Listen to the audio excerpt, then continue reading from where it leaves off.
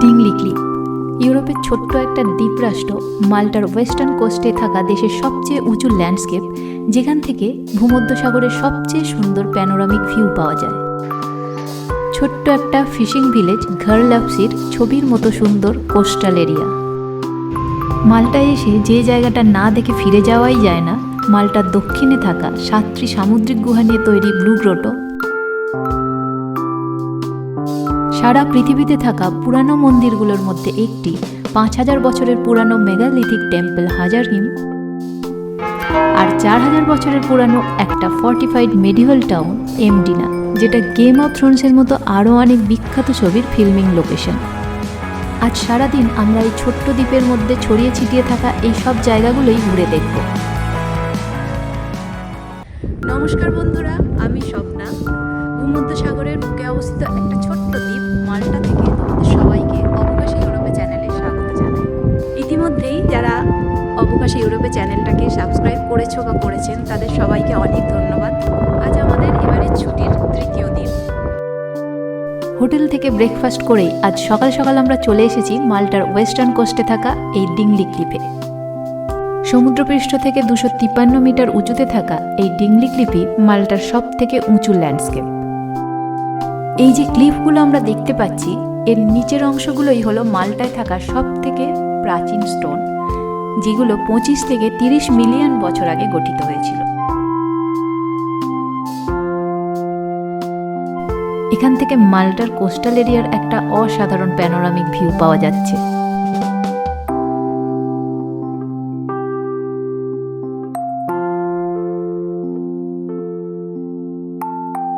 কাল সারাদিন মাল্টার capital city ভ্যালেটার ওই ভিড় আর হইহট্টগোলের মধ্যে কাটানোর পর আজ সকালে একেবারে প্রকৃতির মধ্যে এরকম একটা শান্ত সুন্দর পরিবেশে সময় কাটাতে ভীষণ ভালো লাগছে।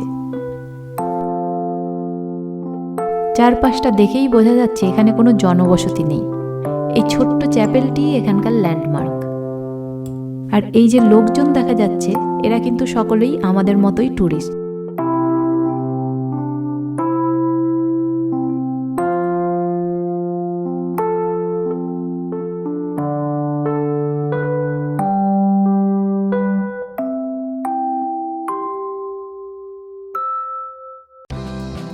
ডিংলি ক্লিফে অনেকটা সময় হাঁটাহাঁটি করে আমরা বেরিয়ে পড়লাম আমাদের পরের ডেস্টিনেশন ঘর লাপসির দিকে।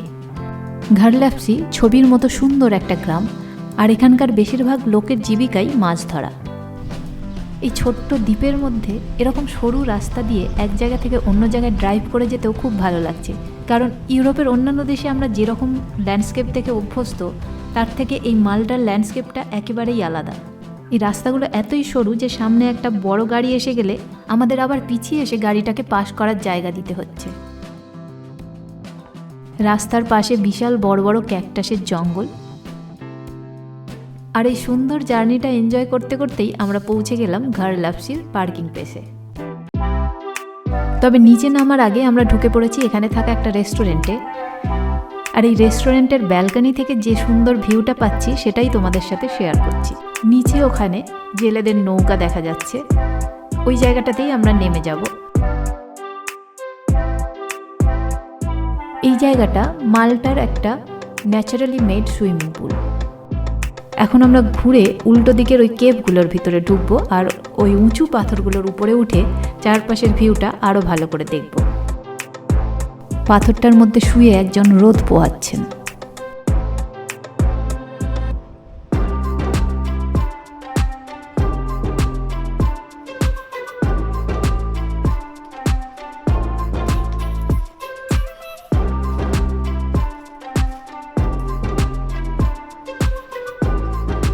যদিও আমাদের আজকের আউটফিট একেবারেই রক ক্লাইম্বিংয়ের জন্য উপযুক্ত নয়, তবুও আমরা উপরে উঠে এলাম।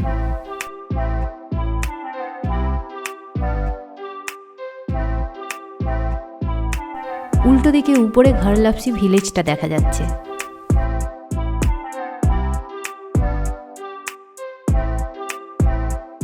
এখন যে জায়গাটায় উঠছি সেটা এখানকার মধ্যে সব থেকে উঁচু জায়গা।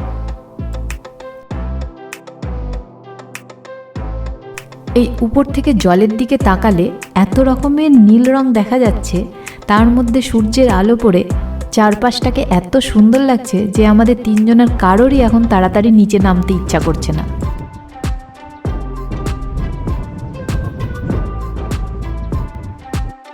ঘার লাপসি থেকে বেরিয়ে এখন আমরা যাচ্ছি মাল্টার আর্কিওলজিক্যাল পার্কের দিকে। হাজারিম সহ আরও কয়েকটি প্রাগৈতিহাসিক মন্দির নিয়ে সমুদ্রের পাশে পাহাড়ের উপরে এই আর্কিওলজিক্যাল পার্ক। টিকিট কেটে ঢুকে পড়ছি পার্কের ভেতর। বেশ কিছুটা হেঁটে এসে আমরা পৌঁছালাম হাজারিমের সামনে।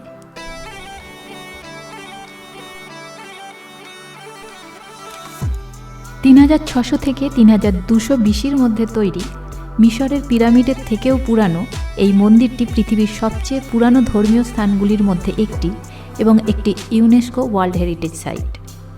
এই হাজারিম কথার অর্থ ওয়ার্শিপিং স্টোন বা স্ট্যান্ডিং স্টোন। এখানকার বেশিরভাগ স্টোনগুলোই লম্বালম্বি করে দাঁড় করানো আছে। ইতিহাসের তথ্য অনুযায়ী চিলি থেকে আসা কোনো এক জাতি স্টোন এজের সময় এই মন্দির তৈরি করেছিলেন উপাসনার উদ্দেশ্যে।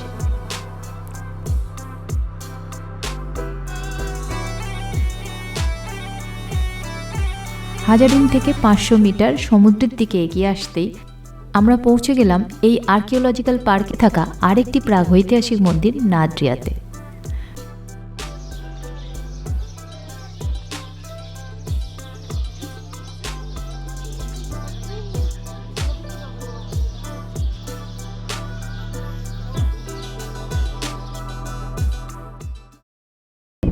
হাঁটতে হাঁটতে খিদে পেয়ে গেছে খুব। যদিও লাঞ্চ টাইম অনেকক্ষণ আগেই হয়ে গেছে, তবুও তিনজনে এত এনার্জি নিয়ে হাঁটছি কারণ এখানকার সারাউন্ডিংসটা এতই সুন্দর। আর্কিওলজিক্যাল পার্কের ভিতর একটা বেঞ্চে বসেই আমাদের কাছে থাকা খাবার দাবারগুলো খেয়ে নিয়ে আমরা এখন বেরিয়ে পড়েছি আমাদের পরের ডেস্টিনেশন ব্লু গ্রটোর দিকে। এখন প্রায় 3টে বাজে। আমরা পৌঁছালাম ব্লু গ্রোটো বোট স্টেশনের পার্কিং লটে। এখানে এসে জানতে পারলাম 3:30-র পর ব্লু গ্রোটো বোট সার্ভিস বন্ধ হয়ে যাবে। তাড়াতাড়ি সামনে থাকা এই খাবারের স্টল থেকে একটা করে র্যাপ কিনে নিচ্ছি, হাঁটতে হাঁটতেই খেয়ে নিতে পারবো। এখান থেকেও ছোট্ট সেই ফিলফ্লা আইল্যান্ডটাকে পরিষ্কার দেখা যাচ্ছে।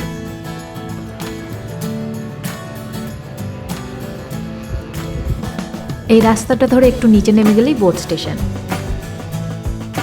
কাল ভ্যালেটায় বৃষ্টির জন্য এখানকার ট্র্যাডিশনাল বোটে ওঠা সম্ভব হয়নি।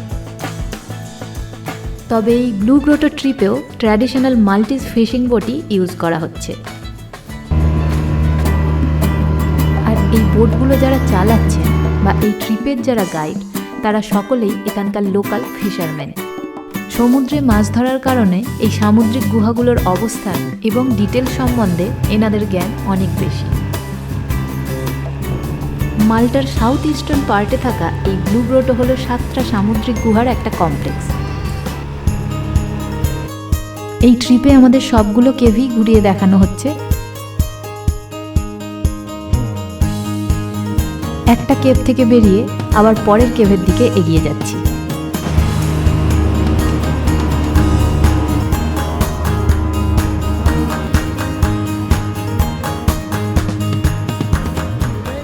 নিচে হোয়াইট স্যান্ড থাকার কারণে জলের এই সুন্দর নীল কালারটা তৈরি হয়েছে, সেটাই উনি আমাদের দেখাচ্ছেন।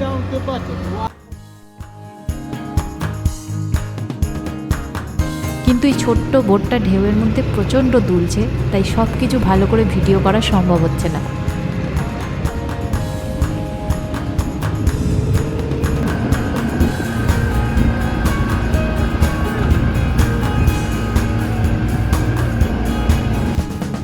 আর এখন যে জায়গাটায় ঢুকতে চলেছি, মাল্টার ব্লু গ্রোটোর সিম্বল হিসাবে এই জায়গাটার ছবি কিন্তু সব জায়গায় দেখতে পাওয়া যায়।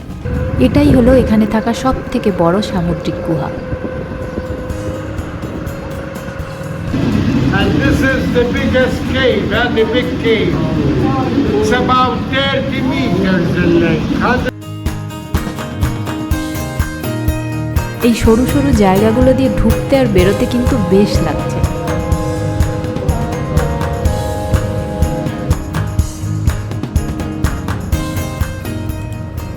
কেভের ভিতর থেকে বাইরের নীল সমুদ্রটাকে দেখতে খুব সুন্দর লাগছে। আমরা খুব লাকি যে আজকে একটা রোদ ঝলমলে দিন পেয়েছি।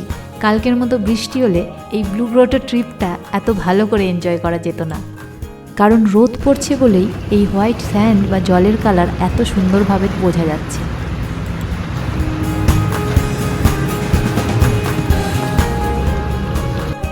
কুড়ি থেকে 25 মিনিটের মধ্যেই ইনি আমাদের সমস্ত কেভগুলো ঘুরিয়ে দেখিয়ে দিলেন।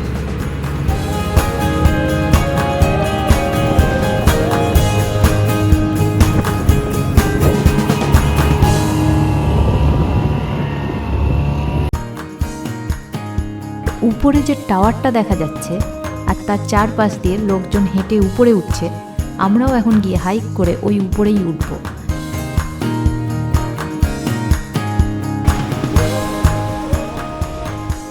আজ রোদ উঠেছে, বেলা বাড়ার সাথে সাথে টেম্পারেচারটাও বেশ বেড়েছে, তাই এই বোট স্টেশনের কাছাকাছি অনেকেই ড্রাইভিং করতে জলে নেমে পড়েছেন।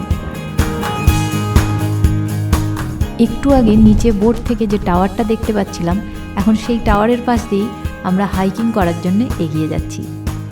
আমরা এখান থেকে পার্কিং লটে না গিয়ে হাইক করে উপরে উঠে উল্টো দিক থেকে হেঁটে পার্কিং লটে বেরিয়ে আসব।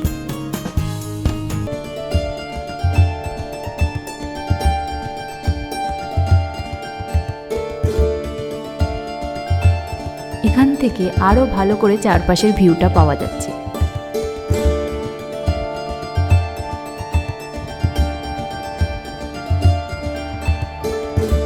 যথারীতি এখানেও আমরা অনেকটা বেশি সময় কাটিয়ে ফেললাম।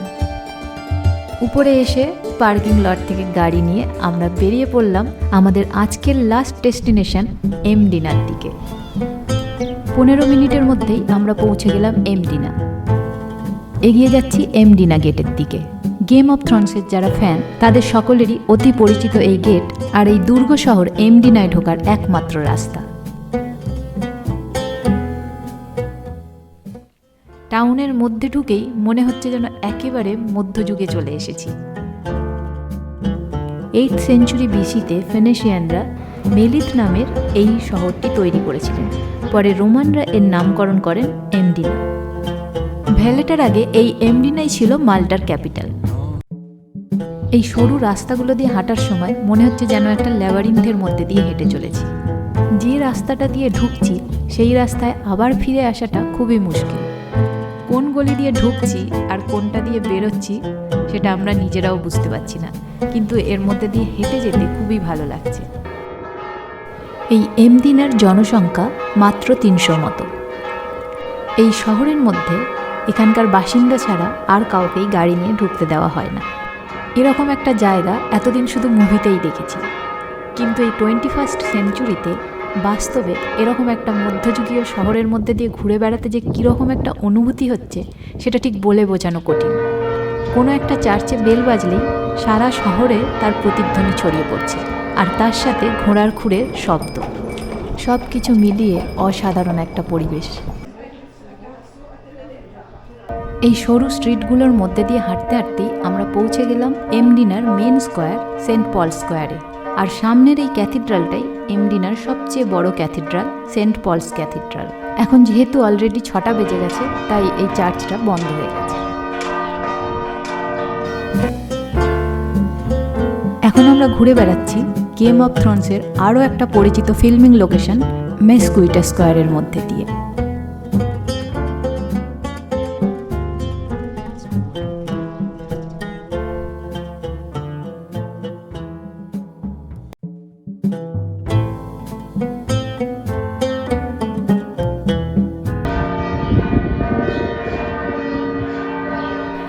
হাঁটতে হাঁটতে রাস্তার পাশে থাকা একটা ক্যাথিড্রালের মধ্যে ঢুকে পড়লাম। এই ক্যাথিড্রালের ভেতরটাও খুব সুন্দর।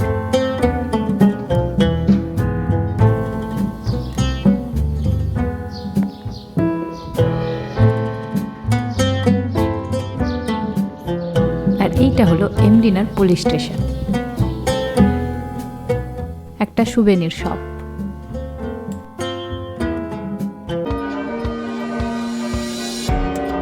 আজ সকাল থেকে আমরা মাল্টার বেশ কিছু ট্যুরিস্ট স্পট ঘুরে দেখলাম, কিন্তু আমার পার্সোনালি এই মদিনাটাই সবচেয়ে বেশি ভালো লাগলো।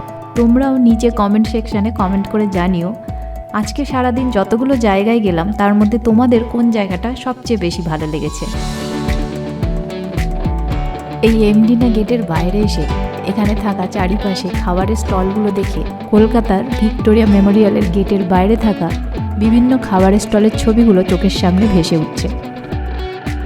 মাল্টায় আসার পর থেকে এই দুদিন আমরা শুধু মাল্টা দ্বীপটাই ঘুরে দেখছি। কাল আমরা যাব মাল্টা দ্বীপপুঞ্জের আর একটা ছোট্ট দ্বীপ কমিনো আইল্যান্ড ঘুরে দেখতে। কাল এই কমিনো আইল্যান্ড ঘুরে দেখা ছাড়াও আমরা ঘুরব এমডিনার মতোই আর একটা মিডিভাল ফর্টিফাইড টাউন রাবাট। আজকের ভিডিওটা এখানেই শেষ করলাম।